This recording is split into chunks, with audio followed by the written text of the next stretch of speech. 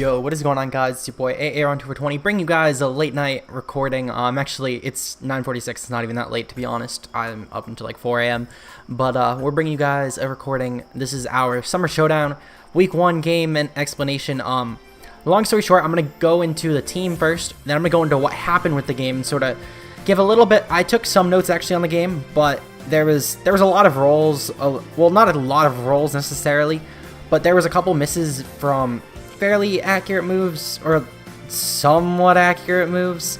There was some stuff in general, like some rolls that like they could have somewhat possibly went out of my favor, but it was easier to have done a small recreation of the game than the whole big deal. So Kelly actually did a live comm. If you want to go watch the full game, you can watch it on Kelly's side. It was a phenomenal game.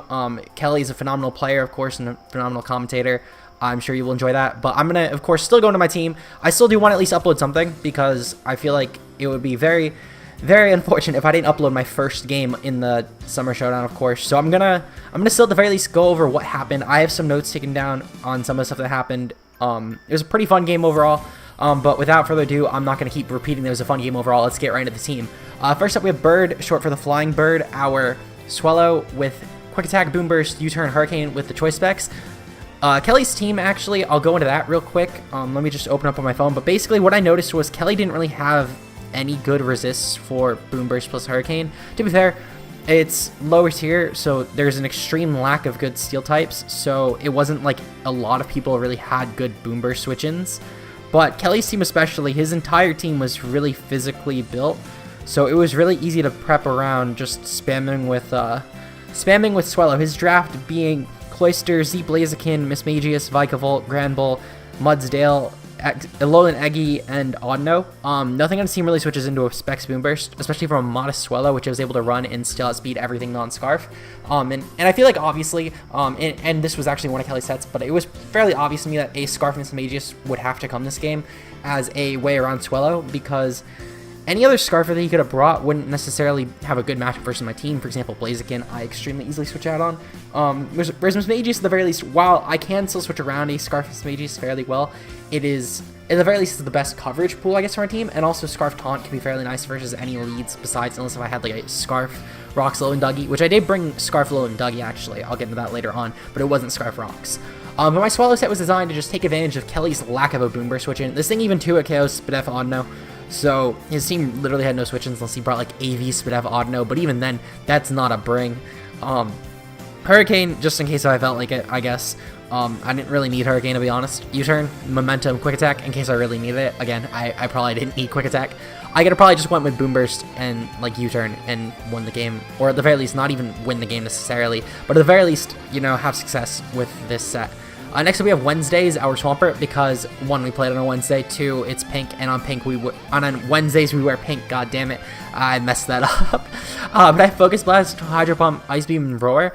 This is meant for 2 things. Less or so, it's meant as a Blaziken deterrent for physical Blaziken, and 2, the bigger reason why, because I do have other ways around Blaziken, this is more so meant for Shell Smash Cloyster, because that thing would run house through my team.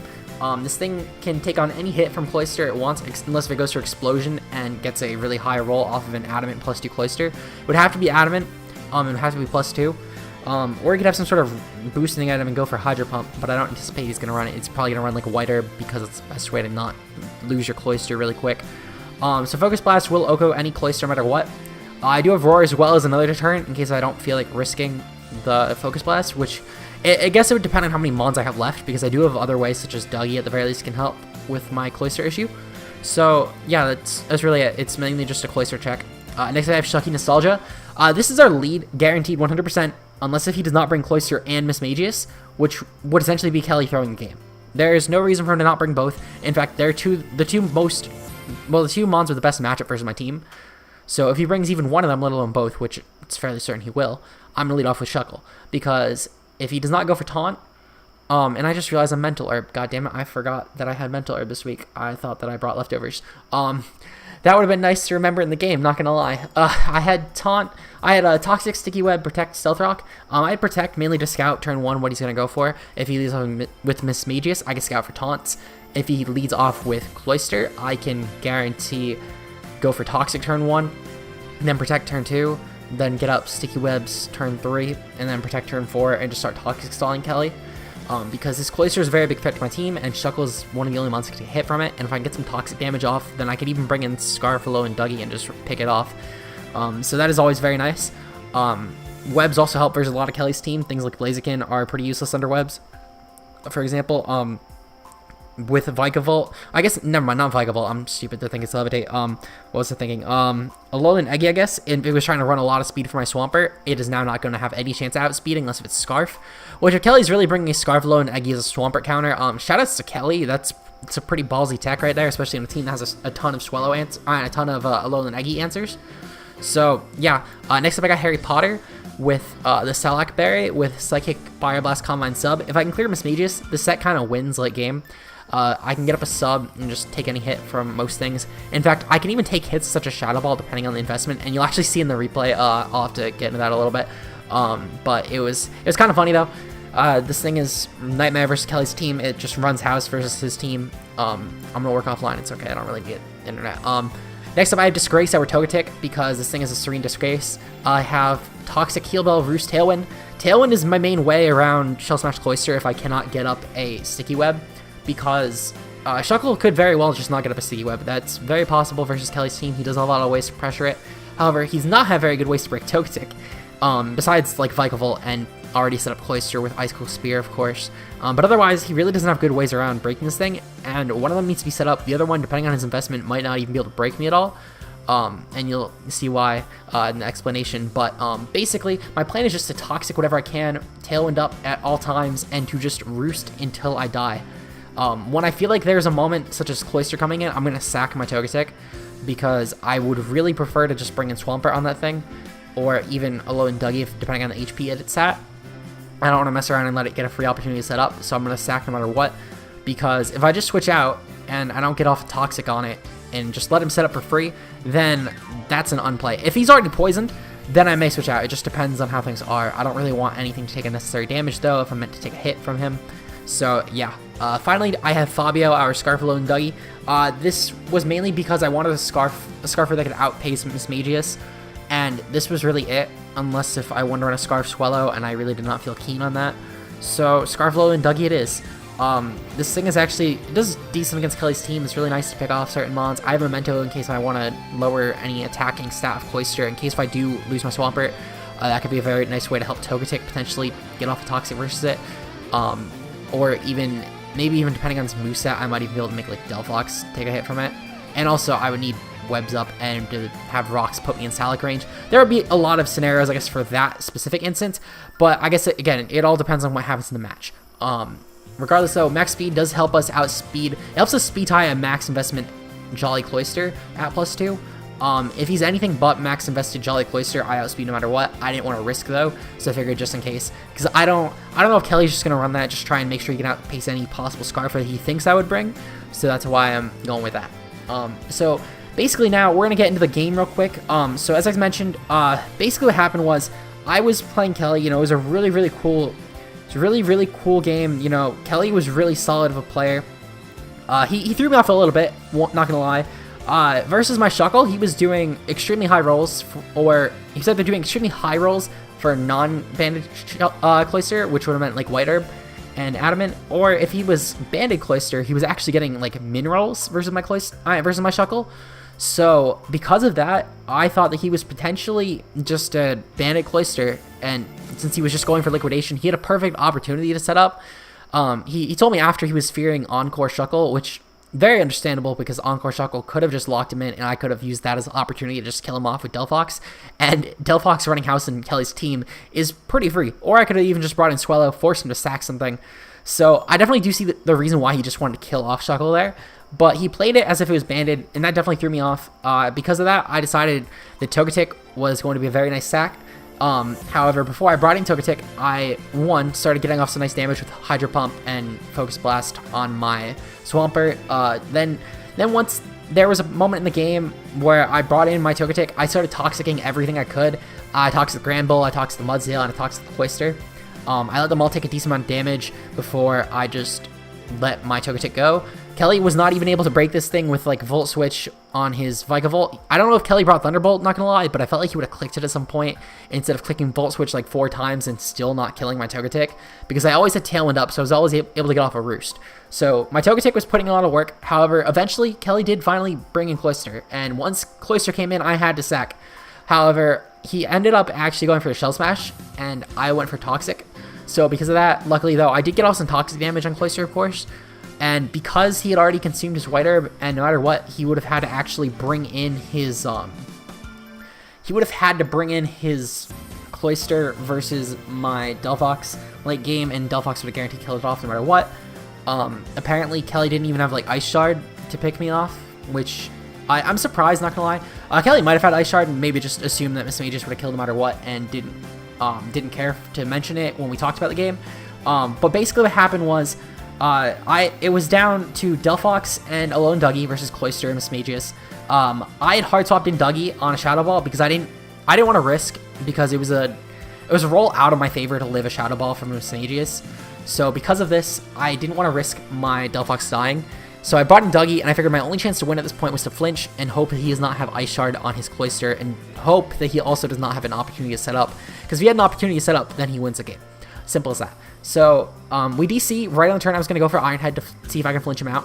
Because of this, Kelly DMs me. We mentioned that we're just going to recreate the game off that turn. He told me that Cloyster, no matter what, was going to die. He said there was no possible way he could have had Cloyster to live that game. So, because of this, he brought a level 1 Aeron to get up the rocks needed to get the chip on Delphox. And he brought his Miss Magus, which was at full HP anyway. I brought up my Dougie, which, regardless of rolls, was guaranteed to live 1 shot up, or was guaranteed to be 2 at KO, and not only that, but it had only taken 2 damages of rocks, and in the game we would have switched in 1 damage of rocks, well, I guess 3 HP, but 2 sets of rocks, so it didn't really matter in terms of recreation, I guess, in the rocks aspect for that, and according to Kelly's calcs, he would have lived, according to Kelly, he would have lived no matter what, he would have no matter what killed, because he was Scarf, Miss Magus, he would have killed no matter what after the rocks HP. Delphox would have been at, which would have been 2. For the sake of recreation though, he told me he already ran the calcs. He knew that he would have done 75% minimum, because he knew my Delphox spread, of course. I told him, well, he didn't know my spread, he just knew I wasn't Scarf, and even if I was Scarf, I couldn't have outpaced him anyway. So he didn't know that I was bulky. Because of this, I went with Kelly's calc instead of running my own. I figured he knew what he was talking about. So we go into the replay here, and the replay itself is actually kind of funny, not gonna lie. So basically, I lit off with my Dougie. The play was I kill off his Aeron, I go for Iron Head, then I stay in with Dougie, see if I get the flinch. If I don't get the flinch, then I lose the game. If I get the flinch, then I win, because that's basically how it came down. Because Delphox, no matter what, Kelly said he did around like 75% minimum, and I'll get into why that's important in the game. But no matter what, Kelly killed me. No matter what this replay shows, Kelly killed me, for that matter. So basically, I go for the Iron Head. He gets flinched out right here. Because of this, I actually have to hard swap and my Delphox. And this is where, again, it doesn't really matter, because Dougie would have taken 2 sets of rocks in the normal game anyway. So I kill off the Aeron. I go for Psychic over Fire Blast just in case of a miss. I then hard swap in Dougie. This is where we take 1 set of rocks. In the game, it would have been 2 sets of rocks, but it literally does not matter for rolls. I already checked. In the game, I, no matter what, lived on like 31 HP, and no matter what, it was a 2 at KO. I'd assume that a Shadow Ball doing 85% wouldn't suddenly have a roll that could possibly make me live at 13% from a Scarf from Magus. So, just throwing that out there, no matter what, the roll was the same. At the very least, it was still a 2 at KO. There's no possible way Kelly could have killed me there. So I go for the Iron Head here, and I do not actually flinch Kelly.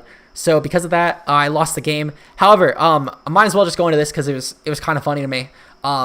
Because of this, and this is where I realized that I kind of choked my game away. I go into Delphox here, and I would have been on 1 damage of rocks, and that would have been the only damage I took had I just stayed in. So had I stayed in, I could have clicked Psychic no matter what. My damage calc, I haven't even run calcs on this, to be honest. But no matter what, I could have at the very least potentially gotten him in range of 1 set of 1 Iron Head from Dougie. After the rocks, he goes for Shadow Ball, and I live on 3%.